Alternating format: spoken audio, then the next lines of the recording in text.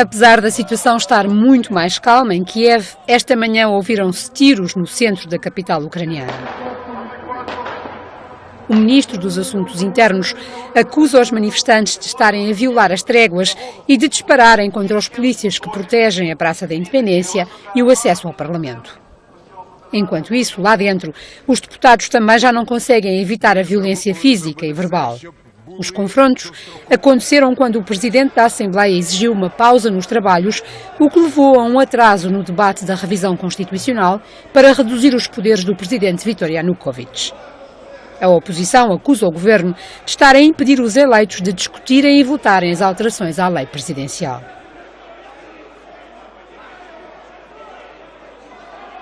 Nas ruas, milhares de pessoas continuam a manter as barricadas e a protestarem contra o executivo. Exigem a marcação imediata de eleições e o fim da proximidade à Rússia. Querem que a Ucrânia seja um parceiro da União Europeia e acusam Yanukovych de corrupção. E, pelo menos tendo em conta o que está a acontecer nas últimas horas, o governo de Kiev parece não ter o apoio incondicional dos militares. O vice-chefe de Estado-Maior do Exército demitiu-se esta manhã em protesto contra aquilo que diz serem tentativas de responsabilizar os homens fardados pelo que está a acontecer nas ruas do país. A demissão acontece poucas horas depois do presidente ter substituído o líder máximo das Forças Armadas ucranianas. O general Zaman opunha-se à participação de tropas na gestão da crise. E em momentos de revolta popular, os governos são tão fortes quanto o apoio militar que consigam reunir.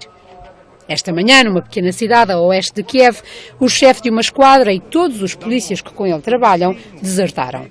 Entregaram os crachás e juntaram-se à população. O homem diz que vão viajar para a capital e que espera que outros polícias tomem a mesma decisão e se coloquem do lado dos manifestantes. A Ucrânia e os seus 46 milhões de habitantes vivem o momento mais difícil da história do país desde que há 22 anos se tornou independente da União Soviética. A revolta, que começou em novembro, já provocou pelo menos 75 mortos, a maior parte nas últimas 48 horas. Desde que se fala em reformar o sistema de pensões que o valor das reformas é invocado. Os estudos apresentados pelos sucessivos governos e até pela Troika apontam nesse sentido. O custo das pensões para os cofres públicos é gigantesco, o que põe em causa a sustentabilidade do sistema. Em pensões, a Caixa Geral de Aposentações e a Segurança Social pagam mais de 19 mil milhões de euros por ano, num total de cerca de 2 milhões e 400 mil pensionistas. Destes, cerca de 80% recebe uma pensão média por mês de 364 euros. Estão, por isso, no fundo da tabela. No extremo oposto, a realidade é muito diferente. De acordo com o Correio da Manhã, há 56 portugueses que recebem as chamadas pensões douradas. Falamos de quase 17 mil euros por mês, 150 mil por ano. Custam aos cofres públicos nada mais nada menos que 11 milhões de euros anualmente. Abaixo deste grupo existem mais de 7.500 pessoas a receber uma pensão, que vai dos 5.400 aos 16 mil euros. Estas tiram ao Estado 548 milhões de euros por ano. Entre os pensionistas mais ricos do país estão banqueiros e antigos administradores de empresas de topo. Com o alargamento da contribuição extraordinária de solidariedade, que agora é aplicada a partir dos 1.000 euros com cortes dos 3,5% aos 40%, estas pensões douradas diminuem significativamente. Ainda assim, não deixam de contrastar, e muito, com os 364 euros médios com que vive a maioria dos reformados. Exige-se que o Sr. Primeiro-Ministro diga que acordo fez com a Troika, que cortes são definitivos, que mais medidas adicionais de redução de rendimento foram acordadas, que mais medidas de flexibilização da lei laboral vão ser implementadas em Portugal. Exige-se que seja dita a verdade aos portugueses. E aquilo que foi acordado em inglês, em documentos que foram disponibilizados 3 meses depois de ser concluída a 10ª avaliação, seja dito aos portugueses de forma transparente o que é que o Governo quer fazer com cortes de 3 mil milhões de euros. O desembolso de 1.800 milhões de euros chega a troco de avisos e exigências. A Comissão Europeia volta a insistir na tecla de que é preciso baixar os salários em Portugal. Só assim, considera Bruxelas, o país conseguirá aumentar a competitividade face ao exterior. A receita seria assim uma quebra entre os 2% e os 5% nos salários. O Governo garante que não é preciso. Nós entendemos que o ajustamento salarial que foi feito no setor privado foi o suficiente, através das regras que implementamos nas leis laborais. No que toca à descida do desemprego, a Comissão diz que Portugal está no bom caminho. De Bruxelas chega também a confiança de que a elevada dívida pública ainda é sustentável. Mas para que assim continue, é preciso aprofundar as reformas estruturais, agora e depois da saída da Troika. A Comissão Europeia levanta ainda dúvidas sobre as medidas aplicadas no setor da energia. Para Bruxelas parecem ser insuficientes os esforços para reduzir as rendas excessivas e eliminar a dívida tarifária da eletricidade. O Governo diz que é uma questão de tempo. Uma boa parte dessas medidas estão concretizadas, aquelas que não estão concretizadas estarão concretizadas a tempo da última avaliação. A Comissão Europeia reconhece ainda o peso das exportações no crescimento da economia, mas tal como o FMI, avisa que poderão sofrer um abrandamento. Este relatório é o melhor serviço que é possível fazer à linha Passos Coelho, Maria Luís Albuquerque, ou se quisermos, ex-Gaspar. E, efetivamente, é mau para a linha Portas. O que é que, no essencial, este relatório diz? Tudo coisas que são boas para o Governo. Primeiro, que é preciso mais austeridade. Se for uma instituição estrangeira como o Fundo Monetário Internacional a dizê-lo, é excelente para o Governo, porque no fundo é o que o Governo quer fazer. Os apelos ao PS não se destinam a que o Governo faça alterações na sua política para poder encontrar um acordo com o PS. Quando muito elas serão menores e cosméticas. Destinam-se a que o PS valide as linhas fundamentais da política do Governo. E é evidente que é essa a intenção. Com que efeito? Entre outras coisas, retirar papel a qualquer alternativa política. O Primeiro-Ministro é ciclotímico nessa matéria das relações com o PS. Começa por achar que o PS é absolutamente dispensável. Depois, passado 15 dias, acha que afinal é preciso um acordo com o PS.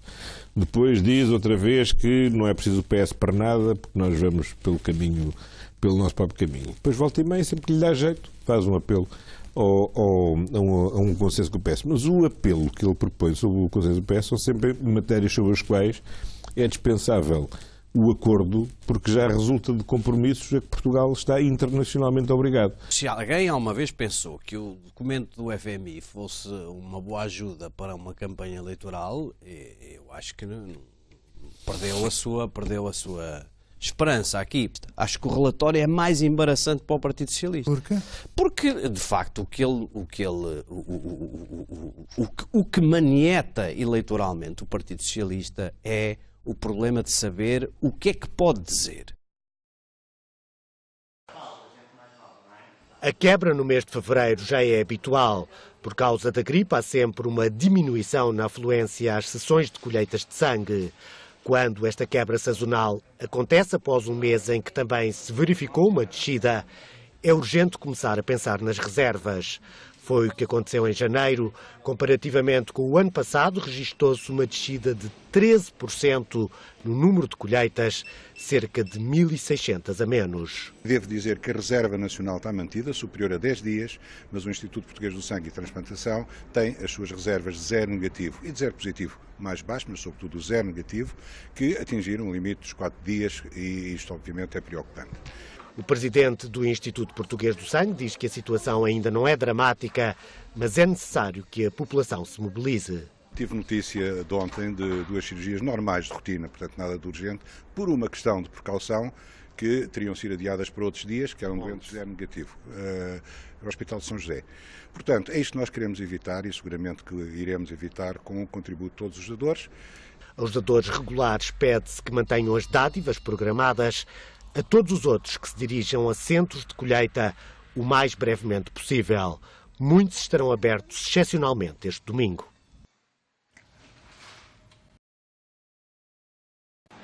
Sem roupa e sem o dinheiro que os impostos levaram, o Zé Povinho está em grande plano no monumento do Carnaval de Torres dedicado à televisão.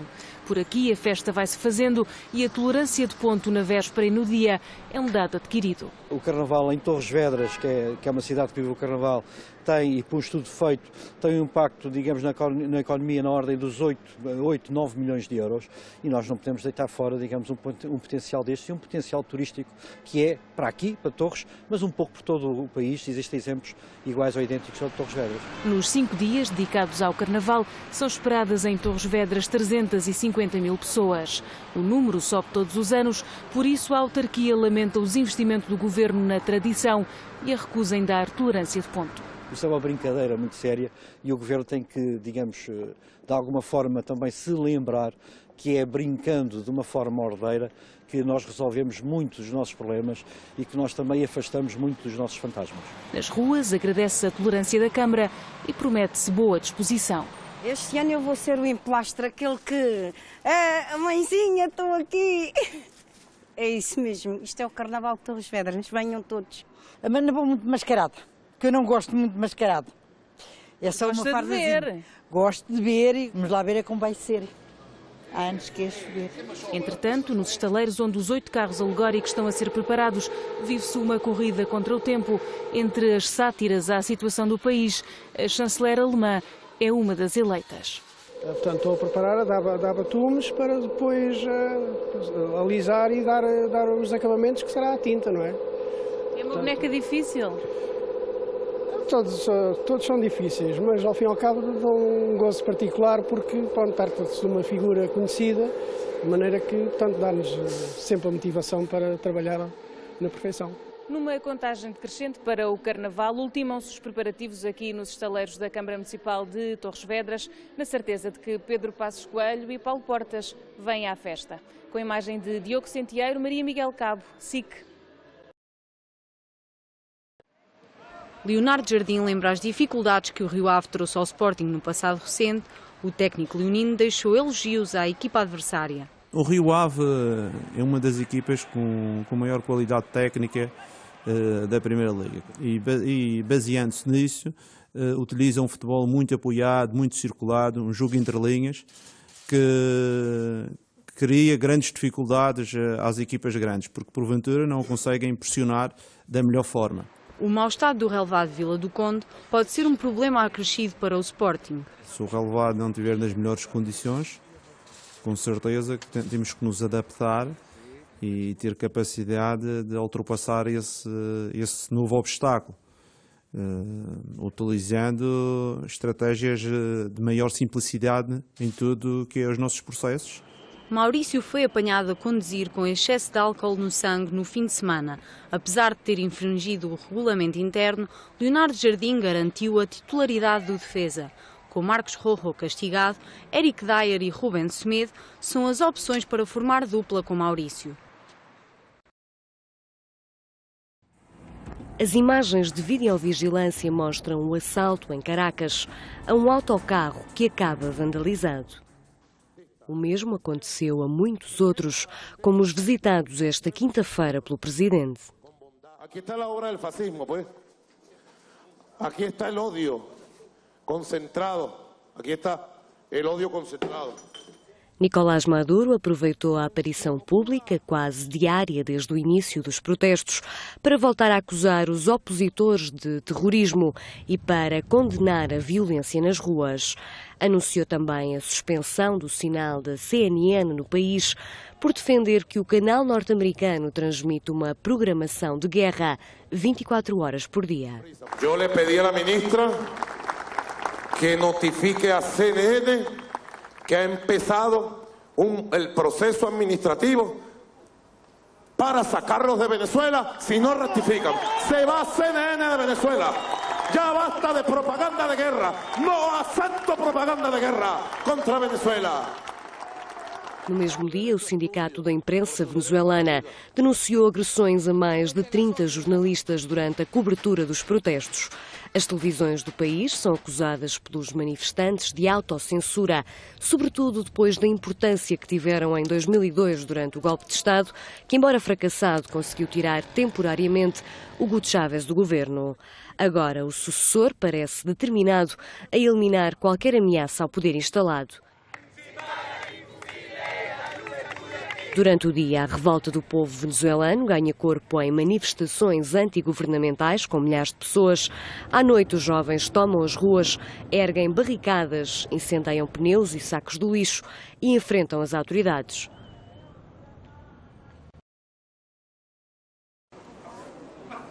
O encontro serve de preparação para uma Assembleia de Bispos que deverá acontecer no final do ano. Em cima da mesa vão estar temas relacionados com a família, como a contracepção, o divórcio, o aborto e as relações homossexuais. Na visão de Francisco, a reflexão deve começar nos valores da Igreja, ainda que deixe espaço para alguma abertura.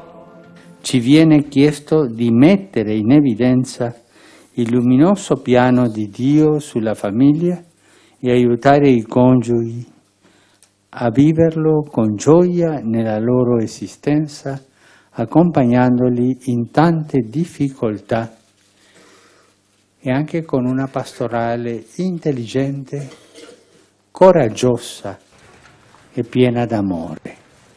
Uma das questões onde essa abertura pode surgir é na questão do divórcio, uma vez que tem crescido o número de elementos da Igreja a defender o levantamento da proibição de comungar a que estão sujeitos os católicos divorciados. A proposta visa garantir que continuam a participar ativamente nas atividades da Igreja. O encontro do Papa com os cardeais vai durar 2 dias e antecede as cerimónias de elevação de 19 bispos a cardeal que acontecem este domingo.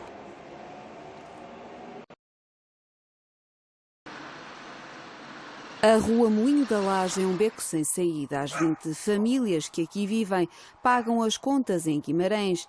É de lá que vem o carteiro com o correio. Mas as casas estão registadas no Plano Diretor Municipal de Famalicão e nas finanças têm 2 moradas. Como há 2 moradias, uma é cobrado 5% sobre o valor do património da segunda casa. Neste caso é a mesma. Correto? Mas com os nossos rendimentos, mais os ditos 5% do valor do património da segunda casa, já ultrapassamos o limite da isenção. Por esse motivo, deixamos de estar isentos.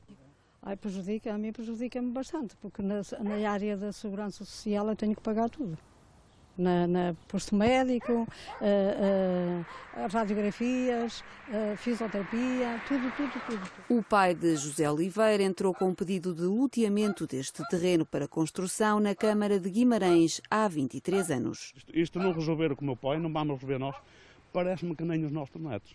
Atenção, nós estamos a pedir, aqui está para a construção na frente, o problema é ali no meio, ali naquele pinhal, também está para a construção.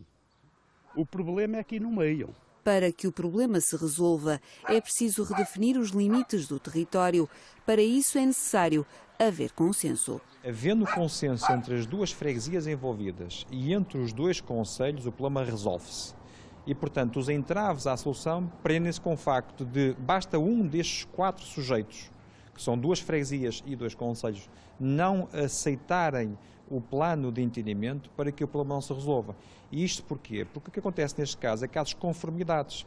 Não há só desconformidades entre os concelhos, também às vezes há desconformidades entre aquilo que é o mapa administrativo e aquilo que são os mapas para efeitos da Conservatória do Registro Predial e dos Serviços de Finanças. Esta rua não é caso único em Portugal. Há casos em Portugal em que uma Câmara Municipal, para resolver o problema de um empresário ou de um cidadão, tem que aplicar o PDM de outro concelho, que é uma situação de desconformidade, porque uma Câmara Municipal deve aplicar o seu PDM e não o PDM que foi feito por outro concelho.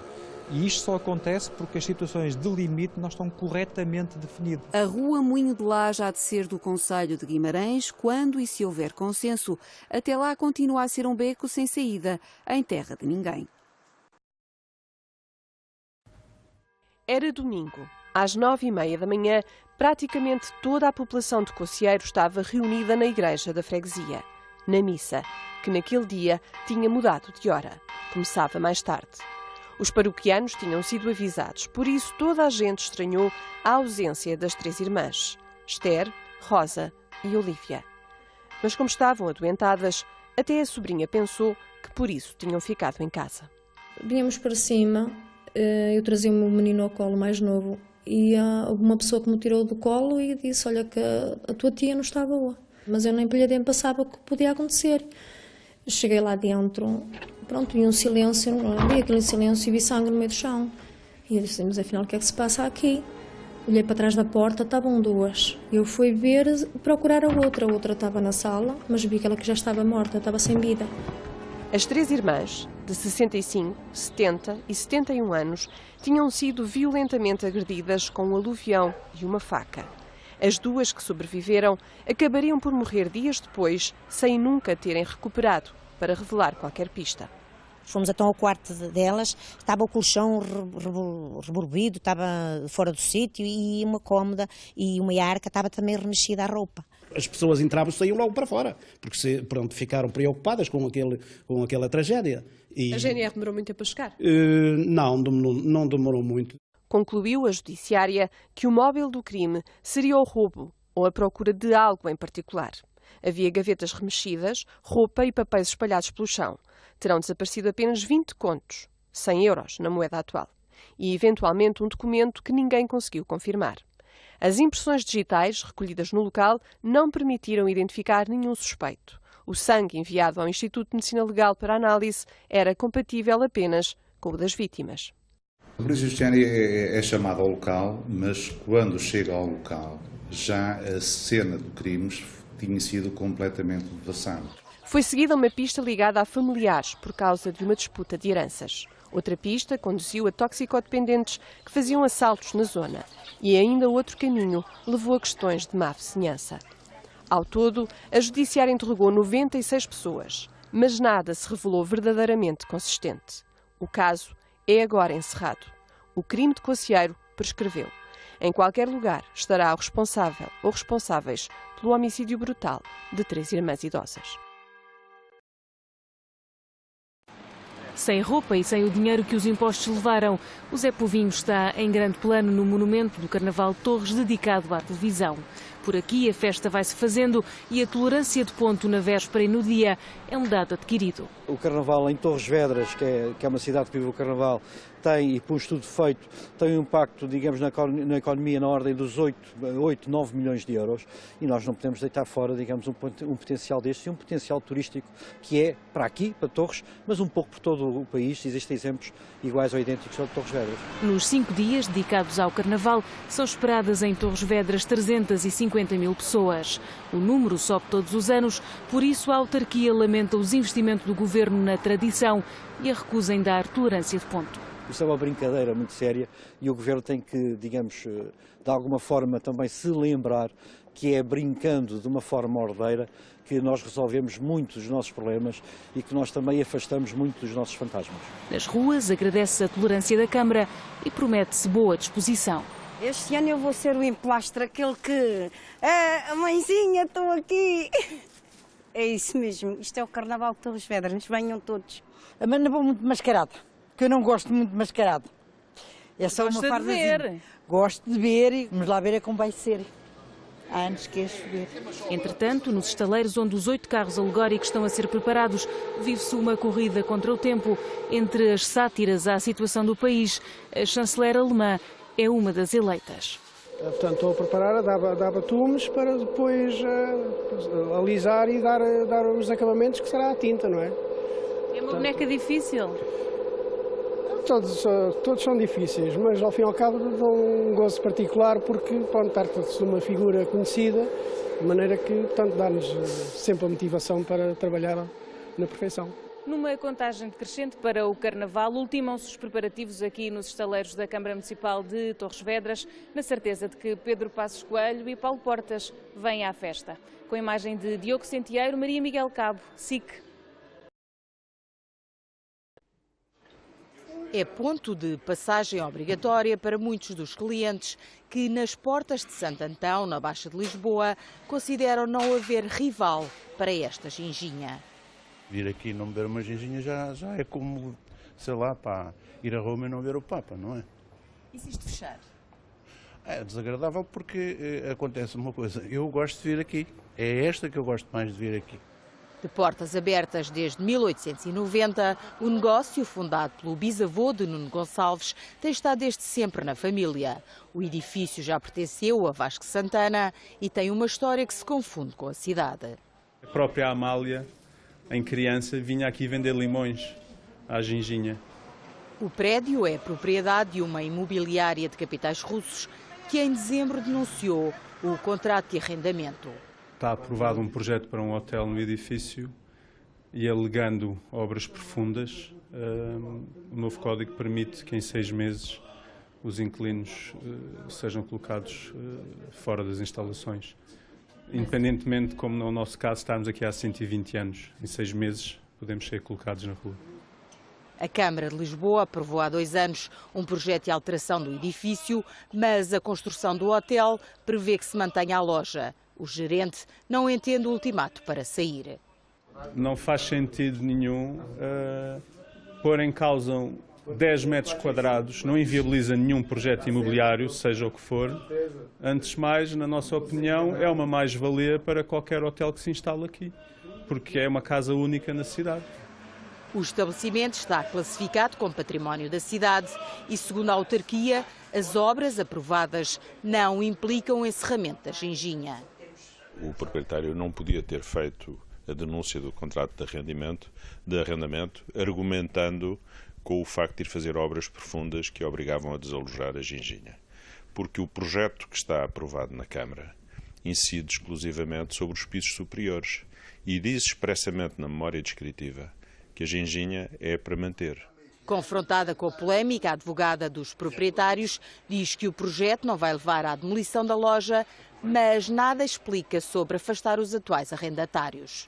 A Câmara o que fez, e já fez antes, foi mandar uma carta ao inquilino a ginginha, explicando esta situação e cabe agora ao inquilino argumentar junto dos tribunais que efetivamente o senhorio, neste caso o promotor, não tem o direito de o desalojar com o argumento que invocou. A empresa vai contestar a denúncia do contrato, se preciso for em tribunal, e lutar contra o que o gerente diz ser uma descaracterização da Baixa de Lisboa, que está a apagar a memória da cidade. A quebra no mês de fevereiro já é habitual. Por causa da gripe, há sempre uma diminuição na afluência às sessões de colheitas de sangue. Quando esta quebra sazonal acontece após um mês em que também se verificou uma descida, é urgente começar a pensar nas reservas. Foi o que aconteceu em janeiro. Comparativamente com o ano passado, registou-se uma descida de 13% no número de colheitas, cerca de 1.600 a menos. Devo dizer que a Reserva Nacional está mantida, superior a 10 dias, mas o Instituto Português do Sangue e Transplantação tem as suas reservas de zero negativo e de zero positivo mais baixo, mas sobretudo o zero negativo, que atingiram um limite dos 4 dias e isto obviamente é preocupante. O presidente do Instituto Português do Sangue diz que a situação ainda não é dramática, mas é necessário que a população se mobilize. Tive notícia de ontem de 2 cirurgias normais de rotina, portanto nada de urgente, por uma questão de precaução, que teriam sido adiadas para outros dias, que eram doentes zero negativo, no Hospital de São José. Portanto, é isto que nós queremos evitar e seguramente que iremos evitar com o contributo de todos os dadores. Aos dadores regulares pede-se que mantenham as dádivas programadas. A todos os outros que se dirijam a centros de colheita o mais brevemente possível. Muitos estarão abertos excepcionalmente este domingo.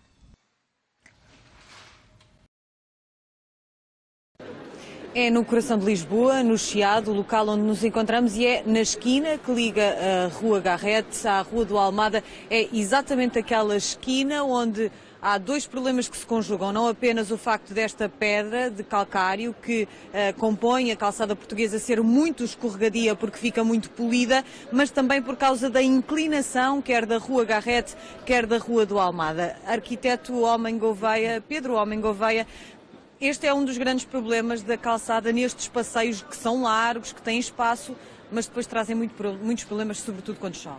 Muitos problemas a muitas pessoas de todas as idades.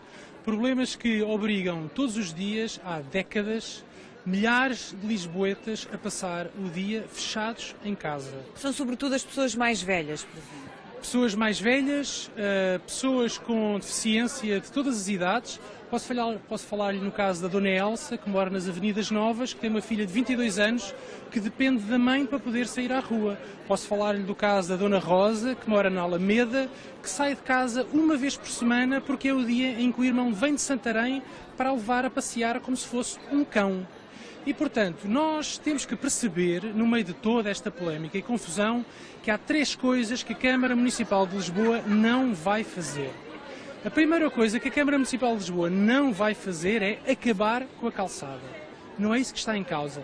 Mesmo que a Câmara quisesse e não quer, a Câmara nunca teria dinheiro para substituir a calçada em toda a cidade. Portanto, a Câmara não vai acabar com a calçada.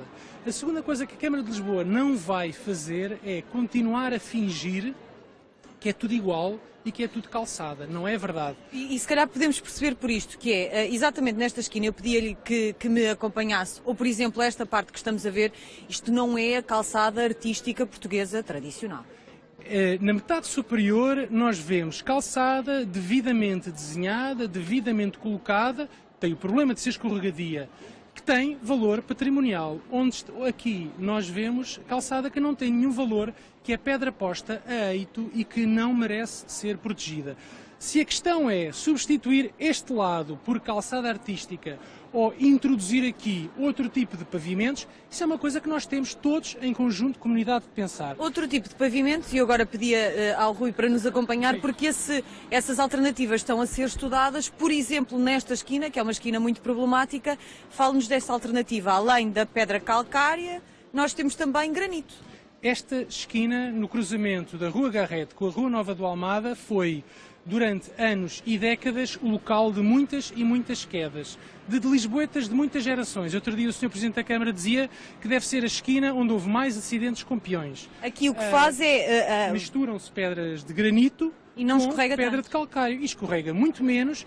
E é uma solução. Nós, enquanto não admitirmos que há um problema, nunca vamos encontrar solução. Esta solução foi inventada pelos colegas da Direção Municipal de Projetos e Obras. A partir do momento em que há um problema, procura-se uma solução. É uma das soluções que podem ser aplicadas para evitar essas escorregadelas, mas o problema, Ana Sofia Antunes da ACAPO, por exemplo, para alguém que tem limitações ao nível da visão, o problema não é só o de facto ser escorregadio.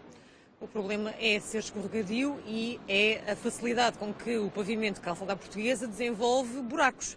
Porque, sendo um pavimento que é formado por pequenas pedras, basta que uma pedra se solte do contexto geral do pavimento para que 2 se soltem e para que, ao fim de uma semana, tenhamos não só uma cova, porque 10 a 20 pedras desapareceram, como andem a rebolar pedras pela calçada, que são extremamente perigosas, porque se qualquer pessoa tem ou não deficiência visual, põe um pé em cima dessa pedra, cai.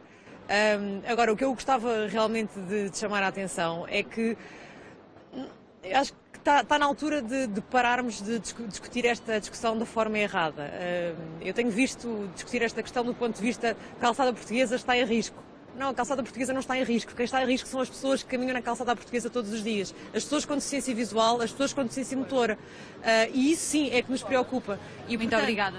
Muito obrigada, Ana Sofia. Nós tínhamos também aqui Carlos Nogueira para falar connosco. Não vamos ter tempo de fazê-lo neste direto, falaremos já a seguir, mas o problema dos buracos também é para quem tem que andar não com os pés assentos no chão, mas numa cadeira de rodas, a somar ao problema que já existe quando a calçada até está em bom estado, mas a trepidação é de facto um problema muito grande. É um assunto que a SIC obviamente tem feito algumas reportagens sobre ele, não só neste primeiro jornal, mas também logo no Jornal da Noite. Com este esclarecimento da Câmara de Lisboa, a ideia não é acabar com a calçada portuguesa, ela vai ser mantida em alguns sítios, é dar segurança aos cidadãos, todos eles, sobretudo aqueles que são mais frágeis. João Salgueiro dirige a ortopedia de um dos principais hospitais da capital. Como cidadão, nas ruas de Lisboa já escorregou algumas vezes na calçada calcária. A dureza da calçada portuguesa não difere muito de outros pisos, estivemos a falar dos atuais. Poderá diferir dos que já estão em algumas cidades dos Estados Unidos a ser utilizados em passeios, nomeadamente os derivados da borracha dos pneus que são reciclados. Portanto, a calçada portuguesa considera um bom material atual. A chuva potencia a queda, mas este tipo de pedra não é visto como o maior responsável. O facto dos carros estarem em cima dos passeios, das raízes das árvores, provocarem alterações no pavimento, leva a que as pessoas tenham tendência a sofrer as quedas, mas isso também com outros pisos poderia acontecer. O especialista em ortopedia sustenta que caminhar faz aumentar a capacidade de regeneração das cartilagens dos membros inferiores, mas a acumulação de traumatismos provocados por impactos mais fortes no solo pode fazer aumentar problemas maiores. Os traumatismos repetitivos que levam a lesões focais ou mais extensas da cartilagem levam a artroses precoces. Ora, se são jovens e mesmo menos jovens, essas artroses evoluem para próteses. Com a longevidade que temos, que anda na casa dos 80 e tal anos, em jovens uma artrose e uma prótese colocada precocemente, obviamente que vai ter problemas sérios em relação à evolução da locomoção desse indivíduo. Nas senhoras com os saltos altos, aí sim é outro assunto, outra abordagem, em que obviamente os saltos altos, para além de se prenderem quando são finos entre as pedras da calçada, subcarregam a parte anterior do pé e obviamente darão origem à artrose. Para cada situação, comportamento adequado, incluindo em casos de fraca qualidade dos passeios, como nesta rua em Campo de Ourique. Nos anos 90, a implementação de parquímetros levou a EML a pintar uma faixa amarela em cima do passeio para que os carros até aí pudessem estacionar. Desde então, os peões têm de circular junto aos prédios. Com o peso dos carros, a calçada abate e no inverno cria pequenas piscinas. Há carros de bois na rua Sampaio Bruno, os mesmos que em tempos se passeavam na Avenida dos Aliados. A calçada passou para aqui quando das obras de requalificação da chamada Sala de Visitas do Porto. Estes desenhos, muito bonitos, por sinal, vieram da Avenida dos Aliados. Estavam nos passeios, representam atividades trabalhadores, atividades agrícolas, sobretudo, o comércio do vinho do Porto. Nós temos aqui um barco Rebelo, temos carros de bois, temos muitas atividades ligadas ao trabalho. Aos pés de Dom Pedro IV, o mar não era tão cinzento. Tinha uma ondulação de calçada portuguesa. O pavimento era exatamente em basalto, um movimento muito trabalhado, representava, a imagem era de uma ondulação. A ondulação de um rio, da água, era essa a imagem que tinha a Praça da Liberdade. O granito sempre foi senhor e rei no norte. Germano Silva leva-nos até uma sapataria na Rua da Assunção, onde ainda se vendem socos. O calçado, outrora adaptado às ruas da cidade e agora mais virado para turistas. Era um calçado típico do Porto, no século XIX até ao princípio do século XX. E, portanto, estes socos, o nome deles, são utilizados exatamente para andar sobre o granito. Claro que os operários usavam muito isto. E de madrugada, nos anos 30, 40, de madrugada, ouvia-se este trac no paralelepípedo, que eram os operários que iam para as fábricas e caminhavam com isto. À frente da Igreja da Trindade, a calçada ainda se mantém. Uma tradição que se foi perdendo porque os profissionais foram desaparecendo. Aqui há meia dúzia de anos, talvez, os últimos artistas que faziam este tipo de desenhos nas ruas foram trabalhar para Miami, para trabalhar em praças e passeios de Miami e fazer isto que faziam aqui, foram fazer para lá.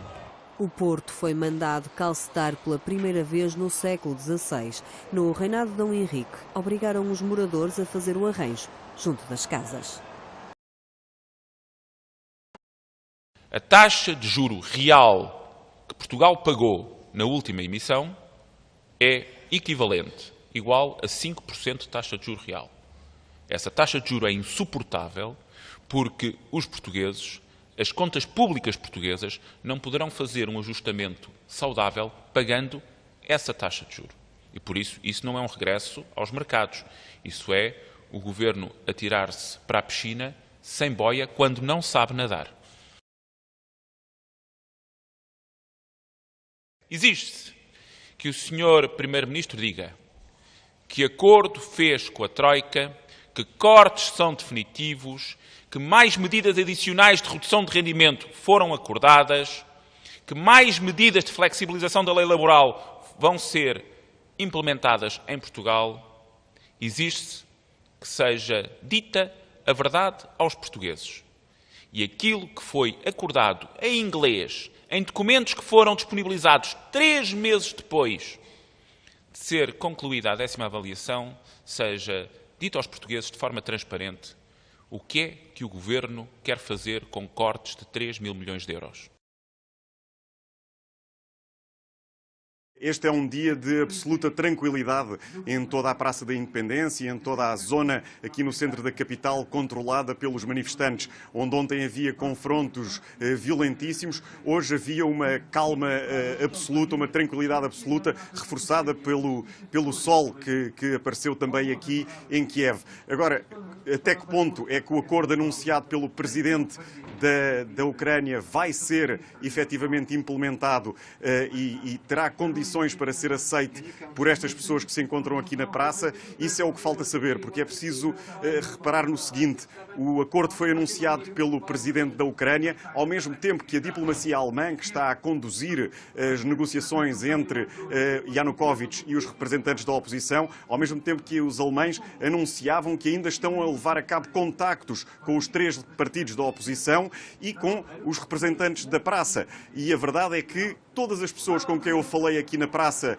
durante o dia, fossem voluntários, fossem elementos de, chamemos-lhe assim, tropas de choque dos manifestantes, todos eles coincidem num ponto: uma enorme desconfiança em relação a Yanukovych e a exigência da sua demissão imediata como condição prévia para uma pacificação da situação. E de acordo com aquilo que o próprio Yanukovych anunciou, o acordo contempla não a sua demissão, mas apenas a antecipação de eleições presidenciais que, de qualquer forma, estavam previstas para o início de 2015. Por isso, a grande interrogação, a grande incógnita, o grande desafio, se calhar, vai ser perceber até que ponto é que os representantes da oposição, se chegaram realmente a acordo com Yanukovych nos termos em que este anunciou, até que ponto é que eles serão capazes de convencer estas pessoas de que este é o melhor acordo possível para eles, o melhor acordo possível para o país, e tentar dessa forma levar a uma pacificação e desmobilização dos manifestantes. Mas para já, eu diria que essa ainda é uma perspectiva um pouco longínqua.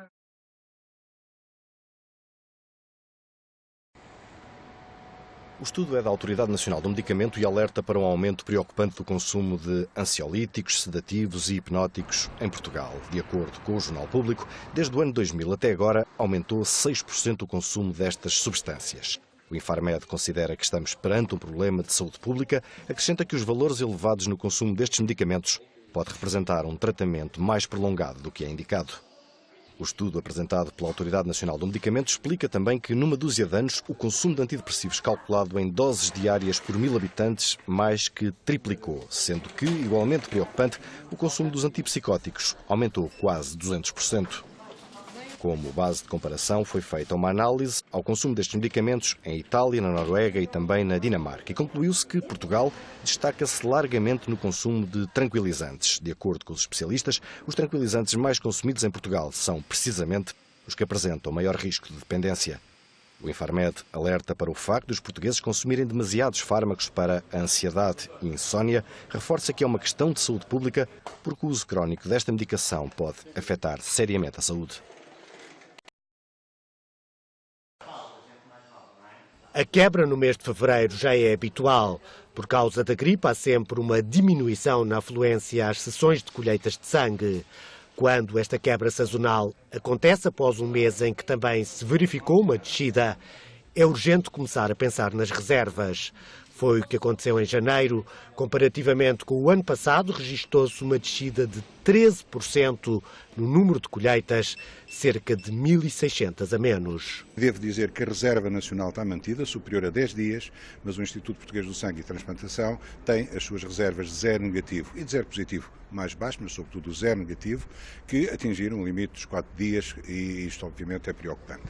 O presidente do Instituto Português do Sangue diz que a situação ainda não é dramática, mas é necessário que a população se mobilize.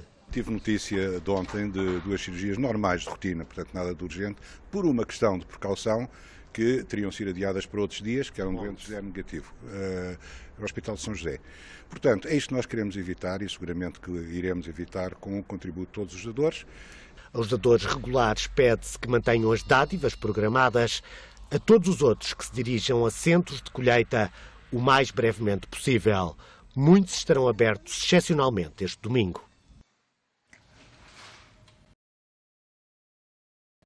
desde que se fala em reformar o sistema de pensões que o valor das reformas é invocado. Os estudos apresentados pelos sucessivos governos e até pela Troika apontam nesse sentido. O custo das pensões para os cofres públicos é gigantesco, o que põe em causa a sustentabilidade do sistema.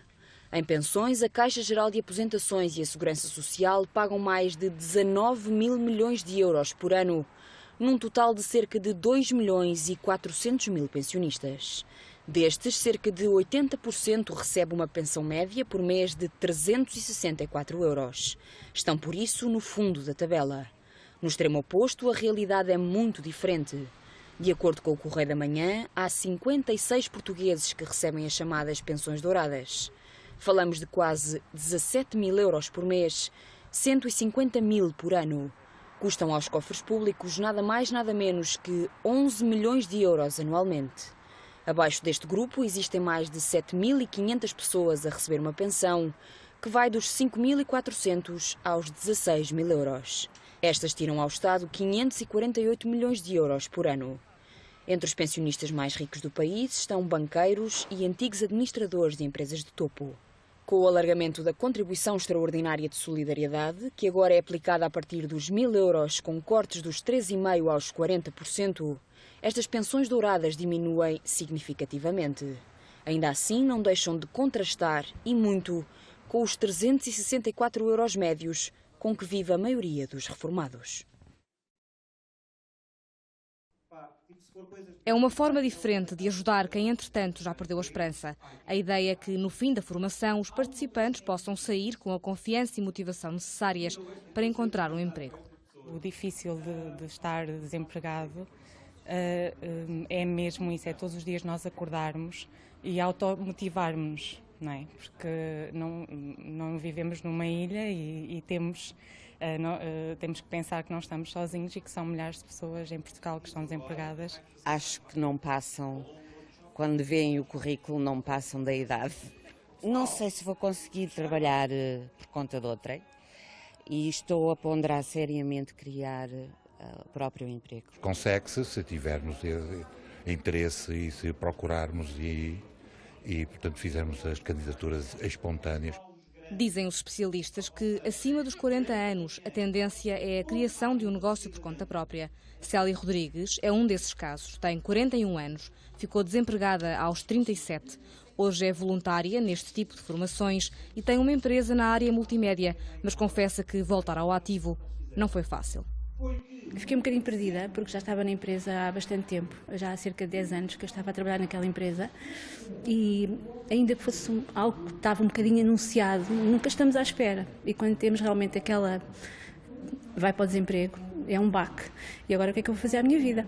Comecei a mandar currículos, a fazer prospecção de mercado, pronto, a ver para onde é que o que é que eu podia fazer, muitos currículos enviados e muito poucas respostas. O problema é fazê-las sair daquele buraco. Algumas pessoas estão aqui em estágios diferentes, há quem esteja desempregado há 3 meses, há quem esteja desempregado há 3 anos. A situação, como é óbvio, é diferente, a gestão emocional é diferente. Portanto, depende muito de como é que as pessoas chegam aqui propriamente dita. Não é? O workshop Mover Portugal é gratuito e vai já na 12ª edição. Decorre até domingo em Lisboa e conta com mais de 200 participantes. Sem roupa e sem o dinheiro que os impostos levaram, o Zé Povinho está em grande plano no monumento do Carnaval de Torres dedicado à televisão. Por aqui a festa vai-se fazendo e a tolerância de ponto na véspera e no dia é um dado adquirido. O Carnaval em Torres Vedras, que é uma cidade que vive o Carnaval, tem, e por um estudo feito, tem um impacto, digamos, na economia na ordem dos 8, 9 milhões de euros e nós não podemos deitar fora, digamos, um potencial deste e um potencial turístico que é para aqui, para Torres, mas um pouco por todo o país. Existem exemplos iguais ou idênticos ao de Torres Vedras. Nos 5 dias dedicados ao Carnaval, são esperadas em Torres Vedras 350 mil pessoas.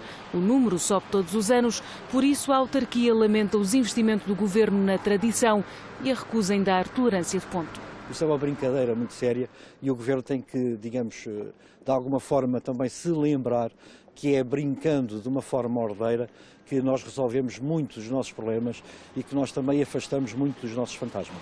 Nas ruas agradece a tolerância da Câmara e promete-se boa disposição. Este ano eu vou ser o emplastre, aquele que... mãezinha, estou aqui! É isso mesmo, isto é o Carnaval de Torres Vedras, venham todos. Mas não vou muito mascarado, porque eu não gosto muito de mascarado. É só uma fardazinha. Gosto de ver e vamos lá ver como vai ser. Há anos que é chover. Entretanto, nos estaleiros onde os 8 carros alegóricos estão a ser preparados, vive-se uma corrida contra o tempo. Entre as sátiras à situação do país, a chanceler alemã é uma das eleitas. Portanto, estou a preparar a dar batumes para depois alisar e dar os acabamentos que será a tinta, não é? É uma boneca difícil? Todos são difíceis, mas ao fim e ao cabo dão um gozo particular porque trata-se de uma figura conhecida, de maneira que, portanto, dá-nos sempre a motivação para trabalhar na perfeição. Numa contagem decrescente para o Carnaval, ultimam-se os preparativos aqui nos estaleiros da Câmara Municipal de Torres Vedras, na certeza de que Pedro Passos Coelho e Paulo Portas vêm à festa.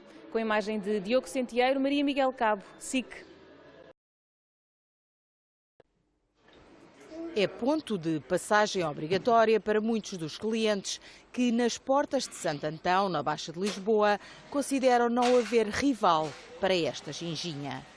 Vir aqui e não beber uma ginginha já é como, sei lá, ir a Roma e não ver o Papa, não é? E se isto fechar? É desagradável porque acontece uma coisa, eu gosto de vir aqui, é esta que eu gosto mais de vir aqui. De portas abertas desde 1890, o negócio, fundado pelo bisavô de Nuno Gonçalves, tem estado desde sempre na família. O edifício já pertenceu a Vasco Santana e tem uma história que se confunde com a cidade. A própria Amália, em criança, vinha aqui vender limões à ginginha. O prédio é propriedade de uma imobiliária de capitais russos que em dezembro denunciou o contrato de arrendamento. Está aprovado um projeto para um hotel no edifício e, alegando obras profundas, o novo código permite que em 6 meses os inquilinos sejam colocados fora das instalações. Independentemente, como no nosso caso, estarmos aqui há 120 anos, em 6 meses podemos ser colocados na rua. A Câmara de Lisboa aprovou há 2 anos um projeto de alteração do edifício, mas a construção do hotel prevê que se mantenha a loja. O gerente não entende o ultimato para sair. Não faz sentido nenhum pôr em causa 10 metros quadrados, não inviabiliza nenhum projeto imobiliário, seja o que for. Antes de mais, na nossa opinião, é uma mais-valia para qualquer hotel que se instale aqui, porque é uma casa única na cidade. O estabelecimento está classificado como património da cidade e, segundo a autarquia, as obras aprovadas não implicam o encerramento da ginginha. O proprietário não podia ter feito a denúncia do contrato de arrendamento, argumentando com o facto de ir fazer obras profundas que obrigavam a desalojar a ginginha. Porque o projeto que está aprovado na Câmara incide exclusivamente sobre os pisos superiores e diz expressamente na memória descritiva que a ginginha é para manter. Confrontada com a polémica, a advogada dos proprietários diz que o projeto não vai levar à demolição da loja, mas nada explica sobre afastar os atuais arrendatários. A Câmara o que fez, e já fez antes, foi mandar uma carta ao inquilino a ginginha, explicando esta situação e cabe agora ao inquilino argumentar junto dos tribunais que efetivamente o senhorio, neste caso o promotor, não tem o direito de o desalojar com o argumento que invocou. A empresa vai contestar a denúncia do contrato, se preciso for em tribunal, e lutar contra o que o gerente diz ser uma descaracterização da Baixa de Lisboa, que está a apagar a memória da cidade. A quebra no mês de fevereiro já é habitual. Por causa da gripe, há sempre uma diminuição na afluência às sessões de colheitas de sangue. Quando esta quebra sazonal acontece após um mês em que também se verificou uma descida, é urgente começar a pensar nas reservas. Foi o que aconteceu em janeiro. Comparativamente com o ano passado, registou-se uma descida de 13% no número de colheitas, cerca de 1.600 a menos. Devo dizer que a Reserva Nacional está mantida, superior a 10 dias, mas o Instituto Português do Sangue e Transplantação tem as suas reservas de 0 negativo e de 0 positivo mais baixo, mas sobretudo o 0 negativo, que atingiram o limite dos 4 dias e isto obviamente é preocupante.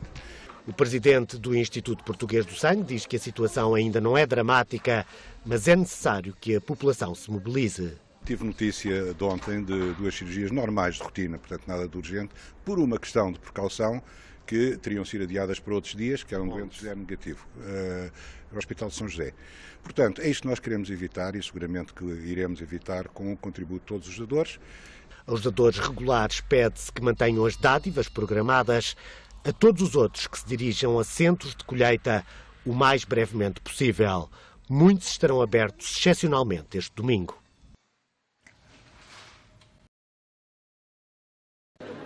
É no coração de Lisboa, no Chiado, o local onde nos encontramos, e é na esquina que liga a Rua Garrete à Rua do Almada. É exatamente aquela esquina onde há 2 problemas que se conjugam, não apenas o facto desta pedra de calcário que compõe a calçada portuguesa ser muito escorregadia porque fica muito polida, mas também por causa da inclinação, quer da Rua Garrete, quer da Rua do Almada. Arquiteto Homem Gouveia, Pedro Homem Gouveia, este é um dos grandes problemas da calçada nestes passeios que são largos, que têm espaço, mas depois trazem muitos problemas, sobretudo quando chove. Muitos problemas a muitas pessoas de todas as idades. Problemas que obrigam todos os dias, há décadas, milhares de lisboetas a passar o dia fechados em casa. São sobretudo as pessoas mais velhas, por exemplo. Pessoas mais velhas, pessoas com deficiência de todas as idades. Posso falar-lhe no caso da Dona Elsa, que mora nas Avenidas Novas, que tem uma filha de 22 anos, que depende da mãe para poder sair à rua. Posso falar-lhe do caso da Dona Rosa, que mora na Alameda, que sai de casa uma vez por semana porque é o dia em que o irmão vem de Santarém para a levar a passear como se fosse um cão. E, portanto, nós temos que perceber, no meio de toda esta polémica e confusão, que há 3 coisas que a Câmara Municipal de Lisboa não vai fazer. A primeira coisa que a Câmara Municipal de Lisboa não vai fazer é acabar com a calçada. Não é isso que está em causa. Mesmo que a Câmara quisesse e não quer, a Câmara nunca teria dinheiro para substituir a calçada em toda a cidade. Portanto, a Câmara não vai acabar com a calçada. A segunda coisa que a Câmara de Lisboa não vai fazer é continuar a fingir que é tudo igual e que é tudo calçada. Não é verdade. E se calhar podemos perceber por isto, que é exatamente nesta esquina, eu pedia-lhe que me acompanhasse, ou por exemplo esta parte que estamos a ver, isto não é a calçada artística portuguesa tradicional.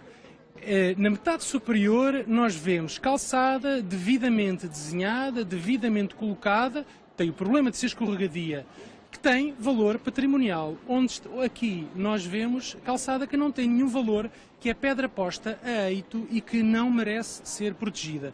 Se a questão é substituir este lado por calçada artística ou introduzir aqui outro tipo de pavimentos, isso é uma coisa que nós temos todos em conjunto, comunidade, de pensar. Outro tipo de pavimentos, e eu agora pedia ao Rui para nos acompanhar, porque essas alternativas estão a ser estudadas, por exemplo, nesta esquina, que é uma esquina muito problemática, fale-nos dessa alternativa. Além da pedra calcária, nós temos também granito.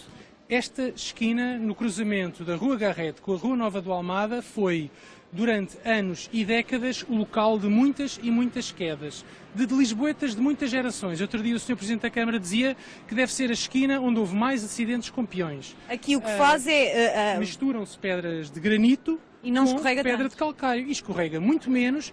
E é uma solução. Nós, enquanto não admitirmos que há um problema, nunca vamos encontrar solução. Esta solução foi inventada pelos colegas da Direção Municipal de Projetos e Obras. A partir do momento em que há um problema, procura-se uma solução. É uma das soluções que podem ser aplicadas para evitar essas escorregadelas, mas o problema, Ana Sofia Antunes da ACAPO, por exemplo, para alguém que tem limitações ao nível da visão, o problema não é só o de facto ser escorregadio.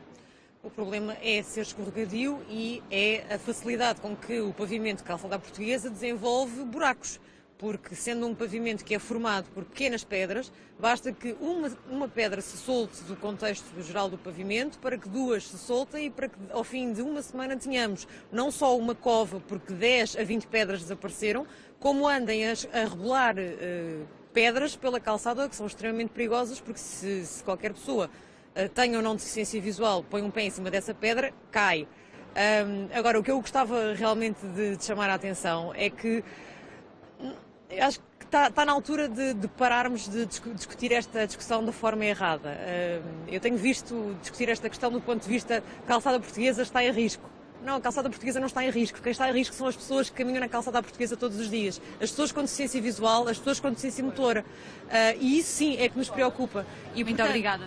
Muito obrigada, Ana Sofia. Nós tínhamos também aqui Carlos Nogueira para falar connosco. Não vamos ter tempo de fazê-lo neste direto, falaremos já a seguir, mas o problema dos buracos também é para quem tem que andar não com os pés assentos no chão, mas numa cadeira de rodas, a somar ao problema que já existe quando a calçada até está em bom estado, mas a trepidação é de facto um problema muito grande. É um assunto que a SIC obviamente tem feito algumas reportagens sobre ele, não só neste primeiro jornal, mas também logo no Jornal da Noite. Com este esclarecimento da Câmara de Lisboa, a ideia não é acabar com a calçada portuguesa, ela vai ser mantida em alguns sítios, é dar segurança aos cidadãos, todos eles, sobretudo aqueles que são mais frágeis.